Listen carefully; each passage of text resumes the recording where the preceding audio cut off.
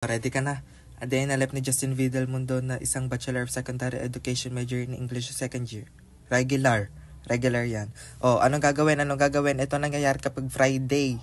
Ay, hindi. Lagi ko yung ginagawa. Nagpupunas ng cream sa mukha. Nagsusuklay.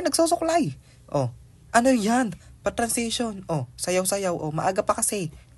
Die with a smile. Mag-pants, mag-vest kasi Friday. Ano yan? Ano yan? Ipakita mo. Yan. Ipagpag mo sa mukha mo. Pagpag mo. Yan. ID. Baka hindi makapasok na school. Check. Nasaan ang wallet? Nasaan? Nandun. Pabango kahit nakapagpabunga na kasi hindi nakunan sa video. Yan. Magbag na tayo. Outfit check. Yun. Lakad. Lakad hanggang GCH. Sumakay. Kinikilig. Bakit? May pogi sa tabi.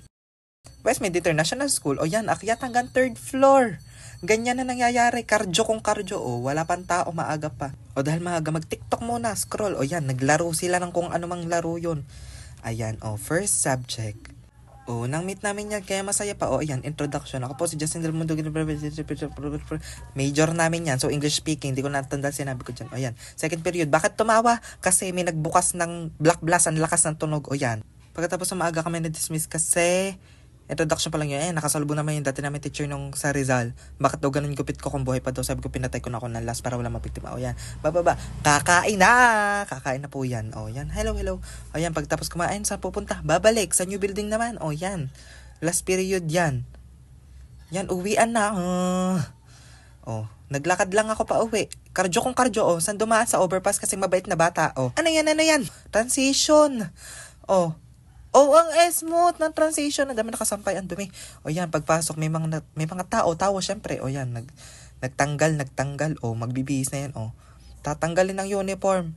Yan. Tumaas sa kanyang madilim na kwarto. Yan. Nakuha ng damit. Ay, hindi pa. Yan. Nakuha na ng damit. Okay na. Nakuha na ng damit. Yan. Naghubad siya. Hindi kita kasi madilim. Maitim kasi siya. So, hindi talaga kita. So, yan. Ayan. Pagkatapos ng magbihis, nanood ng kabadingan. Yan. Nahiga kasi nga wala magawa. Yun. Nung sumakit ang mata, anong ginawa? Natulog. Natulog. Pagkagising, nag-imis ng gamit.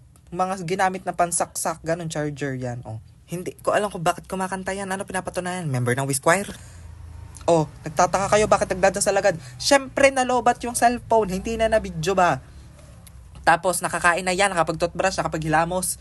Lahat nagawa na yan. Nakapaghinaw, Hindi sasabihin yun. Yan, Lord, thank you po sa araw na ito.